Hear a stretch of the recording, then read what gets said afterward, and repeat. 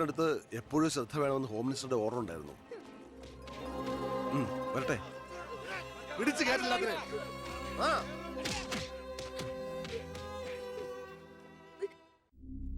ആ ഗുണ്ടകളെല്ലാം മണിക്കൂറുകൾക്കുള്ളിൽ ജാമ്യത്തിറങ്ങിപ്പോയി സർ. അവർക്ക് വേണ്ടി ക്യൂ നിൽക്കുകയാണ് ആവശ്യക്കാർ.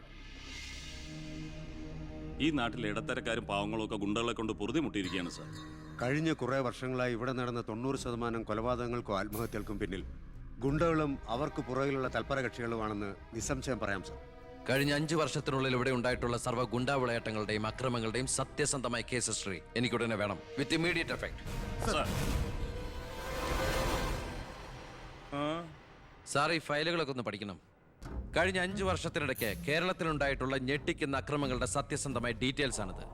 300-ലേറെ കൊലപാതകങ്ങൾ, 2000-ലേറെ ആത്മഹത്യകൾ, 3000-ലേറെ ആത്മഹത്യാ ശ്രമങ്ങൾ, അക്രമങ്ങളിൽ അംഗമംഗം വന്നവർ 6000-ലേറെ. എന്നിട്ടോ ബന്ധപ്പെട്ട കേസുകളിൽ ശിക്ഷിക്കപ്പെട്ടത് വെറും 12 പേർ. വ്യക്തമായ തെളിവുകളോ സാക്ഷിമൊഴികളോ ഇല്ലാതെ രക്ഷപ്പെട്ടവർ 650-ലേറെ. ഇനിയും പോലീസിന് കണ്ടുപിടിക്കാൻ പറ്റാത്ത കേസുകൾ 100-ലേറെ. ഇതൊക്കെ ആ അവറാച്ചനും അതിനു മുമ്പ് പ്രതിപക്ഷവും ഭരിച്ചിരുന്നപ്പോഴാ. സാർ, മറ്റുള്ളവരുടെ മേൽ പഴിചാരി രക്ഷപ്പെടാനുള്ള തന്ത്രമല്ല ഇപ്പോൾ ആവശ്യം. ഞാനിപ്പോ എന്താ ചെയ്യണ്ടേ? ഇതൊക്കെ അന്വേഷിക്കേണ്ട ചുമതല പോലീസിനല്ലേ? സമയമുണ്ടെങ്കിൽ താൻ തന്നെ പോലീസിനെ കൊണ്ട് അന്വേഷിപ്പിക്കടോ. താങ്ക് യു സാർ, ഈ പെർമിഷൻ മാത്രം മതി. നിക്ക്, ഞാനൊരു ആവേശത്തിന് പറഞ്ഞു വെച്ച് എന്താ തന്റെ ഉദ്ദേശം? സാർ, ഞാൻ പറഞ്ഞില്ലേ ഈ അക്രമങ്ങളുടെ എല്ലാം പിന്നിൽ ഗുണ്ടകളാണെന്ന്. അതൊക്കെ ആർക്കറിയാൻ പാടില്ലാത്തത്? എങ്കിൽ പിന്നെ ഈ ഗുണ്ടാവിളാട്ടം നമുക്ക് അങ്ങ് അവസാനിപ്പിച്ചൂടെ സാർ? ഈ നാട് നന്നാവണമെങ്കിൽ, ജനങ്ങൾക്ക് പേടി കൂടാതെ ജീവിക്കണമെങ്കിൽ കേരളത്തിൽ അടിയന്തരമായി ഗുണ്ട ആക്ട് നടപ്പാക്കിയേ പറ്റൂ. അതെ സാർ, നമ്മുടെ അയൽ സംസ്ഥാനത്തെ മുഖ്യമന്ത്രി ആക്ട് നടപ്പാക്കിയില്ലേ? എടോ, അവരൊരു സ്ത്രീയാ, അവർക്ക് എന്തു ആകാം. അവരെ തൊട്ടാൽ പീഡനം, സ്ത്രീ പീഡനം. എന്നെ തട്ടിയാ എന്റെ കുടുംബത്തിന് പോയി. സാർ, സാറിന് ഒരു പോറൽ പോലും സംഭവിക്കില്ല. ഇതിപ്പോ പോറലല്ലോ, ഓട്ടയല്ലേ വീഴാൻ പോണത്. ഓട്ട ഈ വെടിയുണ്ടിയും കത്തിയൊക്കെ കയറുമ്പോണ്ടാവണം ഓട്ട. സാർ, ഞാൻ പറയുന്ന താൻ എന്ത് പറഞ്ഞാലും ഞാൻ സമ്മതിക്കില്ല. ഇതൊക്കെ തനിക്ക് മുൻപരിചയം ഇല്ലാത്തോണ്ട് തോന്നുന്നു മണ്ടത്തരാ. എങ്കിൽ പിന്നെ സാർ ഒരു കാര്യം ചെയ്യും, മുൻപരിച്ചുള്ള ആരെങ്കിലും വെച്ച സാർ അങ്ങോട്ട് ഭരിച്ചോ. ഞാൻ രാജിവെക്കാൻ പോവാ. നീ എനിക്ക് ഹാർട്ട് അറ്റാക്ക് ഉണ്ടാക്കുന്ന വർത്താനം പറയരുത്. നീ രാജിവെച്ച് പോയാ എന്റെ മന്ത്രിസഭ മൂക്കൂത്തി വീഴില്ലേ? എങ്കിൽ എന്റെ വഴിക്ക് വരേണ്ടി വരും. നീ പറയണേല് കാര്യമുണ്ടെന്ന് എനിക്കറിയാം, പക്ഷെ നിനക്കൊരു കാര്യം അറിയില്ല. ഇവിടുത്തെ എല്ലാ രാഷ്ട്രീയ പാർട്ടികളുടെയും നിത്യോപയോഗ സാധനങ്ങളിൽ ഒന്നാണ് ഈ ഗുണ്ടകൾ. അതുകൊണ്ട് ഭരണകക്ഷിയും പ്രതിപക്ഷവും ഇതിന് സമ്മതിക്കില്ല. ഈ ബില്ല് നിയമസഭയിൽ പാസ്സാവൂല. അറിയാം സാർ, ആദ്യം നമുക്ക് മന്ത്രിസഭ കൂടി തീരുമാനിക്കാം. ഗവർണറെ കൊണ്ട് സ്പെഷ്യൽ ഓർഡിനൻസ് പുറപ്പെടുവിച്ച് ഈ ഗുണ്ട ആക്ട് നടപ്പിലാക്കാം. എന്നിട്ട് 6 മാസത്തിനുള്ളിൽ നമുക്ക് നിയമസഭയിൽ പാസ്സാക്കിയെടുത്താൽ മതി. ആ 6 മാസം മതി എനിക്ക് കേരളത്തിലെ സർവ്വ ഗുണ്ടായുസം തുടച്ചു നീക്കാൻ. Thank you sir. എനിക്ക് വേണം.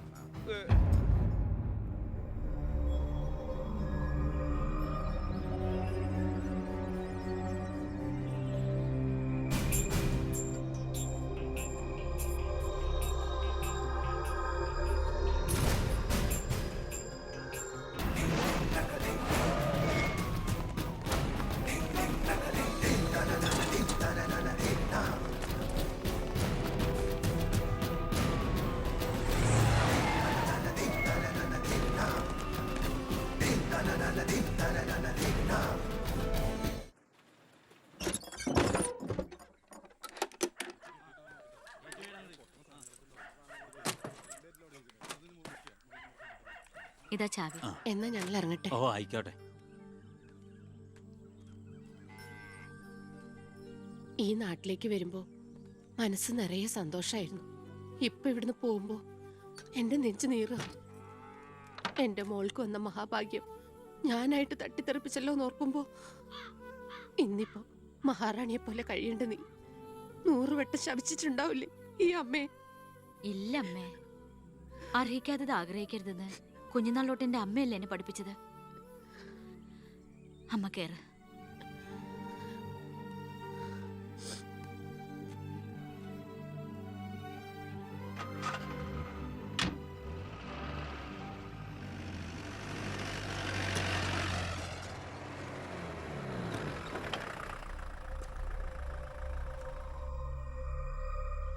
നിർത്തി വണ്ടി എടുക്കല്ലേ.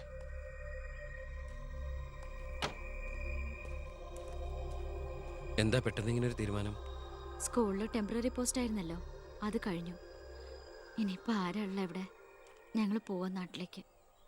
ഞാൻ ആ പഴയ പോസ്റ്റ് പെർമനന്റ് ആക്കി തന്നാലോ? വേണ്ട, എനിക്ക് പേടിയാ ഇവിടെ ജീവിക്കാൻ. അവിടെ ചെന്ന് 10 കുട്ടികൾക്ക് ട്യൂഷൻ എടുത്തിട്ടാണെങ്കിലും ഞങ്ങൾ ജീവിച്ചോളാം. ഞാൻ അതല്ല ഉദ്ദേശിച്ചേ.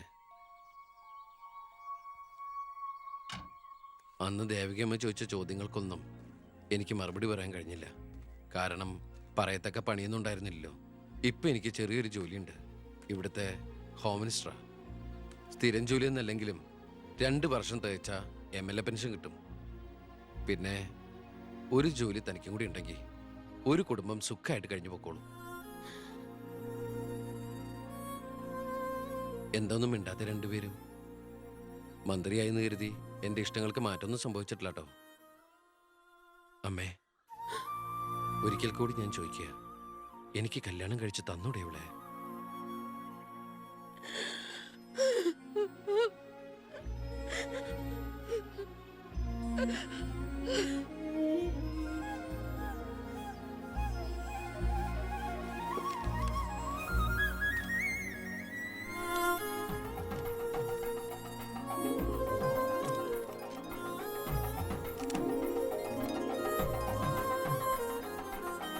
ആരാ സാക്ഷികൾ? ഒരു സാക്ഷിയുണ്ടേ, ഒന്ന് മറക്കേ സാറേ.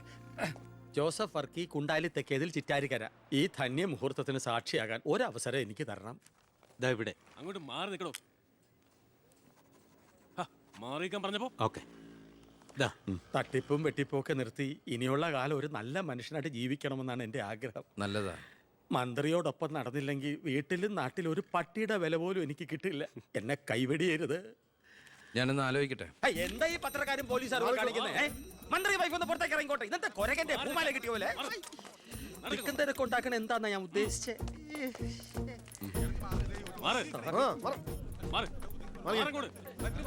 വഴി കൊടുക്ക്.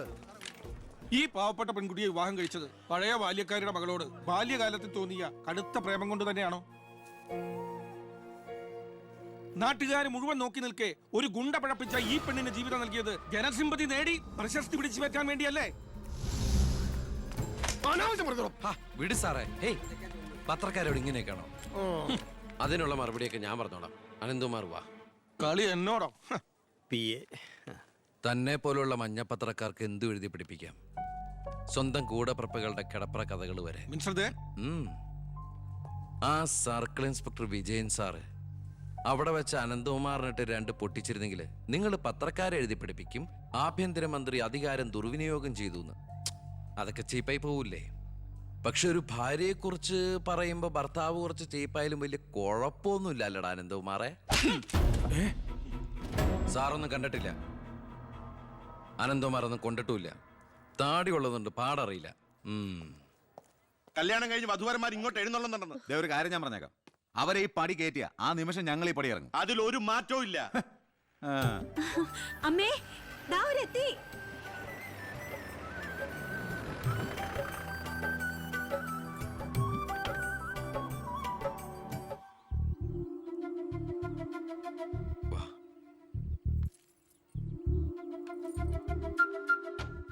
IAS IPS കയറി വന്ന ഈ വീട്ടിലേക്ക് ഇവിടുത്തെ വാലിക്കാരിയുടെ മോളെ കെട്ടിക്കൊണ്ട് കയറി വരാൻ നാണമില്ലടാ നിനക്ക്? ഈ കെട്ടിലമ്മേ മന്ത്രിമന്ദിരത്തിലേക്ക് കെട്ടി എഴുന്നള്ളിക്കാൻ വരുന്നില്ലേ? അതെ, അത് തന്നെയാണ് ഉദ്ദേശം. ആഭ്യന്തരമന്ത്രിയുടെ ഭാര്യ മന്ത്രിമന്ദിരത്തിൽ തന്നെയാ താമസിക്കേണ്ടത്. അല്ലാതെ അച്ചുവീട്ടിൽ അട്ടിപ്പേറ് കിടക്കുന്ന ഭർത്താക്കന്മാരുള്ള സ്ഥലത്ത് ഞങ്ങൾ താമസിക്കുമെന്ന് കരുതിയോ? ഇപ്പൊ ഞങ്ങളിവിടെ വന്നത് എന്നെ സ്നേഹിക്കുന്ന എന്റെ അമ്മയുടെ അനുഗ്രഹം വാങ്ങിക്കാനാ. വാ മോളെ, വലതുകാല് വെച്ച് ഐശ്വര്യമായിട്ട് കയറി വാ. ആ പടി ഔട്ടി പോരുത്.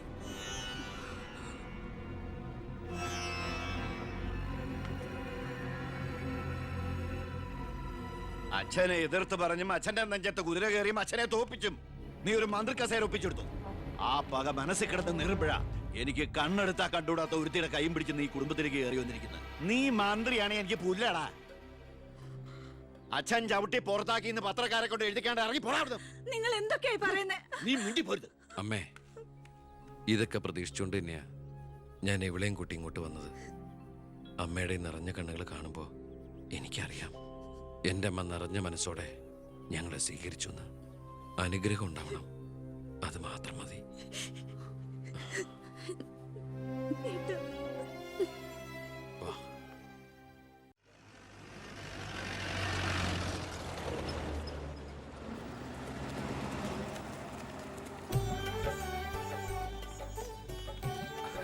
ഈ വീട്ടിലെ അച്ഛനും അമ്മയും പി എയും എല്ലാം ഞാനാ. ഐശ്വര്യമായിട്ട് വലത് കാലം വെച്ചകത്ത് കയറിക്കേ. മാറി നിൽക്കണോ? എന്റെ ഈശോയെ നന്മ വരുത്തണമേ. ഇനിയെങ്കിലും അവരെ അവരുടെ മാത്രം ലോകത്തിലേക്ക് വിട്ടുകൂടെ? മന്ത്രിക്കുമില്ലേ ഫസ്റ്റ് നൈറ്റ് റൊമാൻസും ഒക്കെ? പ്ലീസ് എല്ലാവരും ഒന്ന് പുറത്തേക്ക് ഇറങ്ങും. പ്ലീസ് പ്ലീസ് പറയുന്ന കേൾക്കൂ പ്ലീസ്.